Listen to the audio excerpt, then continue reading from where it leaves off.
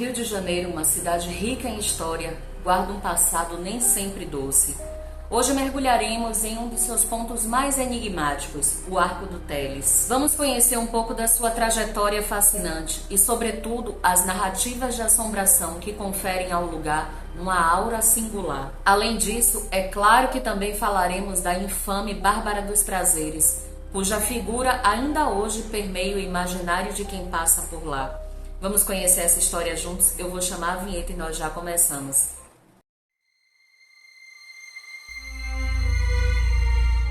Olá, meus amores, eu sou a Van Farias e sejam todos muito bem-vindos e bem-vindas ao meu canal. Bom, gente, os pedidos são sempre aqueles mesmos, né? Se inscreve no canal, ativa o sininho de notificações, deixa aquele like logo no início do vídeo, porque depois vocês esquecem. E depois, se vocês não gostarem, vocês deixam um dislike, tá tudo certo, beleza? E, gente, aproveita e me segue nesse endereço que tá aparecendo aqui pra vocês, que é o meu Instagram, porque por lá eu sempre vou avisar a vocês o que vai ser lançado aqui no canal com muita antecedência, além de alguns vídeos mais curtinhos que eu vou soltando lá aos poucos, de vez em quando vai rolar, beleza? E a novidade que eu falei pra vocês é que eu vou começar a soltar mais de um vídeo por semana, é isso aí. Então vocês fiquem atentos, tá? Ativem aí a notificação do sininho para vocês serem avisados, porque vem muita coisa boa. Sem muitas delongas, vamos ao vídeo. A Travessa do Comércio na Praça 15, reduto da boemia carioca, tornou-se famosa pelo arco construído sobre ela no século XVIII, o Arco do Teles. O que nem todo mundo sabe é que o beco debaixo do arco testemunhou muitas coisas estranhas. Há quem o considere um lugar maldito e garanta que até hoje é mal assombrado. Dentre os diversos episódios estranhos que envolvem o lugar, vamos conversar um pouco sobre um dos mais terríveis, a história de uma das primeiras feiticeiras do Brasil e com certeza uma das mais cruéis. Todos os fatos que eu vou citar aqui de fato ocorreram e estão registrados em documentos antigos da Polícia Carioca. Com a construção da Casa do Governo pelo governador Gomes Freire no Largo do Paço, atual Praça 15, as redondezas se valorizaram e passaram a ser frequentadas pela alta sociedade.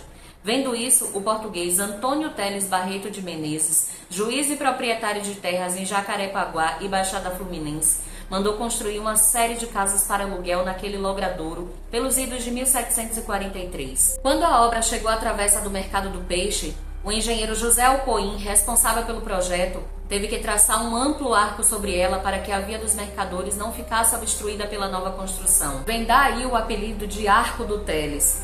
Então os prédios foram todos alugados e os térreos ficaram principalmente para os lojistas de secos e molhados. A casa maior, justamente a que ostentava o arco, foi ocupada pelo Senado da Câmara, equivalente hoje à Câmara dos Vereadores. A sua construção é datada do século XVIII para comunicar a antiga Praça do Carmo, atual Praça 15 de Novembro, e a Rua da Cruz, atual Rua do Ouvidor. Nessa época dos governadores gerais e dos vice-reis, a alta sociedade carioca andava muito por ali pela região por causa da sua devoção a uma imagem de Nossa Senhora dos Prazeres que foi colocada em um nicho no interior do arco. A macina daquele local iria se revelar nessa época, mais exatamente em 20 de julho de 1790, na loja térrea próxima à Rua Direita, onde existia uma loja de objetos usados denominada curiosamente de Ucaga Negócios.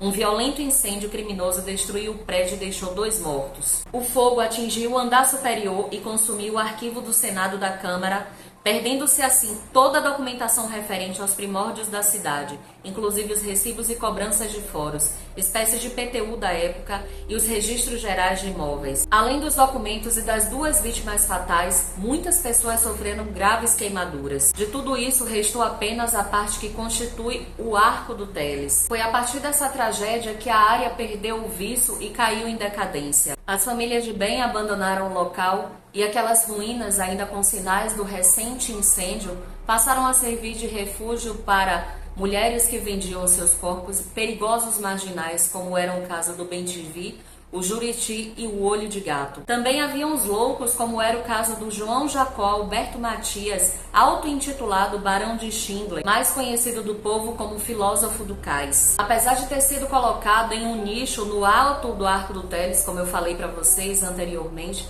a baixaria, gente, naquele lugar era tão grande que as pessoas não podiam admitir que aquela imagem santa continuasse naquele local. Então eles retiraram e a levaram para a igreja de Santo Antônio dos Pobres, onde até hoje permanece. E foi nesse ambiente nefasto, em meio à escória da cidade, que Bárbara Vicente de Urpia, mais conhecida como Bárbara dos Prazeres, um dia apareceu. Começava então uma história de pavor e dias assombrosos no Rio de Janeiro. A Travessa do Mercado, nessa época, em 1790, era um antro da pior espécie. Era uma baixaria, gente, assim, sem limites. Dizem que nem a polícia entrava ali por nada. Mais de uma centena de mulheres ficavam ali naquelas ruas vendendo seus corpos. E era ali que elas faziam as suas coisas, se é que vocês me entendem. E era assim, gente, aberto. Qualquer pessoa que passasse via o que estava acontecendo. Muitas dessas mulheres viviam mancomunadas com seus gigolôs, que muitas vezes surravam e assaltavam os seus clientes, e pelo menos em um episódio ocorreu uma. Dentre essas famigeradas criaturas que eu citei, destaca-se uma mulher que vendia o seu corpo e mais tarde tornou-se uma feiticeira, mais conhecida como Bárbara dos Prazeres. A maior parte dos dados aqui mencionados foram registrados pela Intendência da Polícia do Rio de Janeiro, que foi criada pelo Dom João VI em 1809. Nascida em Portugal em 1770, aquela que viria a ser conhecida e atender como Bárbara dos Prazeres, chegou ao Brasil com 18 anos acompanhada do seu marido Antônio de Urpia, um fidalgo português. A vinda do casal para o Brasil é incerta. Existem duas versões. A primeira fala que possivelmente Bárbara envenenou a sua irmã, então para despistar as autoridades, o casal veio parar aqui no Brasil. A segunda versão dá conta de que Bárbara teria um caso extraconjugal aprovado pelo seu marido com um nobre português de altíssimo escalão, que teria enviado o casal para a colônia, a mando de autoridades ainda mais importantes, possivelmente para evitar um escândalo. O fato é que a beleza de Bárbara era tanta, gente, que ela simplesmente chamava a atenção por onde ela passava. E o casal era muito bem relacionado com o vice-rei, o conde de Resende. Então eles adentravam todos os salões com toda a pompa. Só que Bárbara veio a se apaixonar no Rio de Janeiro por um nativo em uma serenata. Então, certa noite, ela apunhalou seu marido na nuca para que ela pudesse viver livremente com seu amante. Bárbara supostamente conseguiu acobertar a autoria do crime. Só que agora ela era viúva, então ela perdeu o acesso à corte do vice-rei. Caída em desgraça, Bárbara foi viver com seu amante num lugar mais distante, lá para os lados da Cidade Nova. Um lugar, gente, com péssima fama. Consta que o seu amante, porém, começou a explorar e chegou a gastar a maior parte dos seus bens. Então, certo dia, em uma briga por ciúmes e questões financeiras, Bárbara também tirou a vida dele. Marcada pelos assassinatos e sem meios de subsistência, restou a jovem de 20 anos ganhar a vida vendendo seu corpo. Ela angariou vasta clientela que ia de ricos comerciantes a funcionários da corte e até bispos. Com a chegada da corte real portuguesa em 1808, Bárbara começou a atender a nobreza. E dizem que ela chegou até mesmo a atender alguns membros da família real. Ela foi então viver na requintada Rua do Lavradio, onde ela passou a atender homens misteriosos e elegantes. Por quase 20 anos ela acreditou ter encontrado a sua vocação e o seu lugar na sociedade. Ela era bonita e extremamente atraente. Por um tempo ela teve uma casa e uma renda fixa. Só que Bárbara sempre se metia com os sujeitos que a exploravam e ela terminava perdendo tudo. Seu nome aparece nos registros da Intendência de Polícia como Bárbara dos Prazeres, por causa do oratório do Arco do Teles e porque tinha a santa como devoção, e também como Bárbara Onça, referência à sua ferocidade. As expressões "cuidado que a bruxa está solta" e "cuidado que a onça está solta" se devem à popularidade, que Bárbara ganhou alguns anos mais tarde. Com o tempo, a vida desregrada começou a cobrar o seu preço duro. Bárbara começou a envelhecer e já não atraía mais tantos homens. Seus cabelos estavam ficando brancos, ela tinha verrugas e hematomas espalhados pelo corpo, seus dentes também estavam podres e os encantos de outrora há muito haviam perdido o vício. Alguns riam de suas propostas e a ridicularizavam, ela então cuspia no chão e o xingava. Em certa ocasião, ela levou uma surra de 2 escravizados a mando do seu senhor, que ficou irado por causa da maldição que Bárbara lançou sobre ele. A partir de então, ela começou a sofrer de dores assim insuportáveis. É possível que ela tenha contraído sífilis, lepra e varíola, o que, somada à fama de doente e aquela aparência horrível que havia tomado o corpo dela, né, aquela aparência desgrenhada, afastava ainda mais os clientes. Bárbara não encontrou outra saída senão ir vender o seu corpo ali, naquele antro, o Arco do Teles. Temendo cair na miséria e na solidão, Bárbara começou a percorrer as lojas que ofereciam remédios e magia negra ali no Rio de Janeiro. Algumas fontes falam que não tinham muitas casas que ofereciam esses serviços e outras falam que sim, que haviam muitas casas que ofereciam serviços como passes mágicos, ungüentos, todo tipo de tratamento era oferecido nessas casas e eram prescritos por aqueles místicos, aqueles doutores do sobrenatural. Consumidos pela população, eles eram a solução para a maior parte dos problemas. Só que o que Bárbara buscava era uma solução que aliviasse as suas dores e a tornasse jovem e bonita novamente. Uns dizem que essa prescrição custou todo o dinheiro, né, que ela ainda tinha, e outros que custou a sua alma, ou seja, ela fez um pacto. De concreto, o que se sabe é que alguém lhe passou uma fórmula que ela iria alcançar os seus desejos. Basicamente, essa receita dizia que ela deveria se banhar em sangue de animais fervido a fim de curar a lepra e tornar-se jovem e bela novamente. Porém, nada parecia funcionar. Dizem que apesar de todas essas práticas hediondas, quando Bárbara tinha cerca de 40 anos, ela parecia ter o dobro da sua idade, tinha uma aparência assim esquelética e tinha um aspecto asqueroso. Foi então que um outro feiticeiro lhe passou outra receita. Nessa receita, os componentes seriam algumas ervas que poderiam ser colhidas nas matas ali mais próximas, só que dessa vez, ao invés de sangue de animais, ela deveria banhar-se em sangue humano ainda quente. Melhor ainda se fosse sangue de crianças. Foi então que Bárbara começou a raptar meninos pobres, filhos de mendigos e de escravizados. Nos idos de 1828, o município da corte passou a registrar uma série de desaparecimentos de crianças. Bárbara andava pelas ruas sempre de olho em crianças que estivessem sozinhas ou que estivessem suficientemente longe de suas mães. Ela carregava nos bolsos de suas saias brinquedos e doces que ela oferecia para as crianças e ela prometia mais caso eles a acompanhassem até sua casa. Infelizmente, muitas crianças a acompanharam, pois dizem que Bárbara sabia se passar por uma pessoa doce e muito bondosa. Quando chegava na sua decadente casa lá na Cidade Nova, dizem que Bárbara esganava essas crianças ou dava uma mistura de ervas com cerveja amarga para que elas bebessem. Era então que ela realizava o sinistro sacrifício.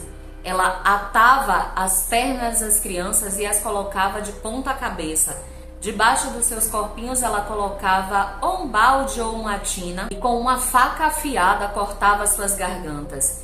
Gente, dizem que muitas vezes Bárbara depois colhia aquele sangue ainda quente e jogava da cabeça aos pés. E dizem que também muitas vezes ela se enfiava debaixo daqueles corpos e se banhava com o sangue diretamente. Ela gargalhava loucamente diante desse episódio sinistro. Não existem números exatos, porém, com certeza foram dezenas de crianças que essa infeliz sacrificou no seu ritual nefasto de rejuvenescimento. E ela contava vantagem para suas colegas ali de trabalho. Ela falava que sua pele estava ficando mais alva, que ela estava ficando mais bela e mais jovem. Claro que ela estava tão louca e tão obcecada que ela de fato acreditava, né? Ela via resultados naquilo que ela estava praticando, naquilo que ela estava cometendo. O pavor tomou conta da população do Rio de Janeiro à medida que mais crianças desapareciam sem deixar vestígios. Acreditava-se que um depravado tivesse agindo ali nas vielas escuras,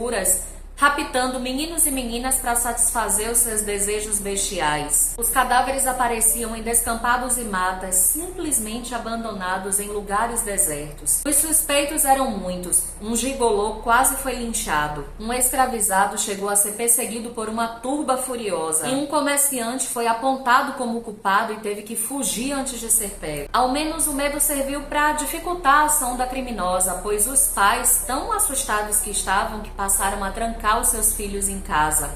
e eles só saíam na companhia de adultos. Bárbara precisava de vítimas e começou a ficar de tocaia na roda dos inocentes da Santa Casa, onde eram abandonados os bebês rejeitados pelas próprias mães. O bebê era colocado em uma espécie de bandeja giratória e um sino era tocado, fazendo a bandeja girar para dentro. Lá, uma enfermeira apanhava a criança e a encaminhava para um orfanato. A roda evitou a morte de muitas crianças que antes eram simplesmente afogadas ou abandonadas nas ruas. Para a Bárbara, a roda era uma chance de colocar as mãos em crianças que não podiam reagir e com quem ninguém se importava. Porém, em uma dessas vezes, Bárbara foi surpreendida quando ela já colocava as suas mãos em uma daquelas crianças e por muito pouco seus braços não ficaram presos ali naquela roda.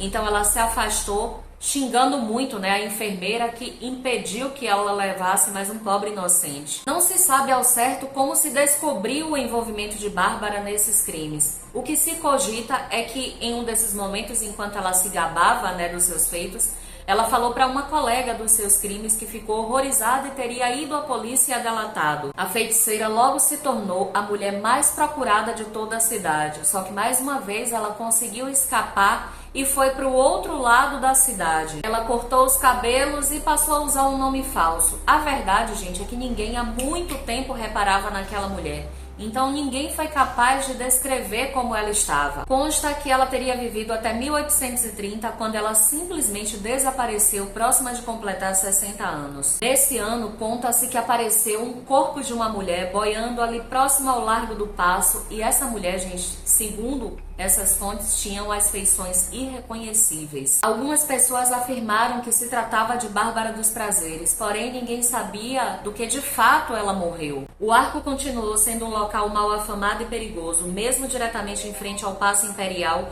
e fincado no centro da cidade quando foi reformado pelo prefeito Pereira Passos durante o Bota Abaixo, que foi um conjunto de reformas urbanas realizadas no início do século XX. Não durou muito, pois em pouco tempo se transformou em moradia de baixa renda, abrigando outras portuguesas famosas como Carmen e Aurora Miranda, que lá moraram durante a infância, entregando marmitas aos fregueses de sua mãe. Hoje a área foi valorizada novamente e a região do Arco do Teles é procurada nos fins de semana como região de entretenimento e lazer com restaurantes, casas de shows e gafieiras sempre cheias. Existem aquelas pessoas que acreditam que Bárbara dos Prazeres está viva até hoje graças àquelas prescrições de magia negra que lhe conferiram juventude eterna e a imortalidade. Dizem que ainda hoje, quando cessa o movimento da boemia ali no Arco do Teles, é possível nas noites escuras escutar o riso da bruxa Bárbara Onça, a Bárbara dos Prazeres. E aí, gente, o que vocês acharam dessa história? Há muito tempo que eu não trago, um vídeo nacional.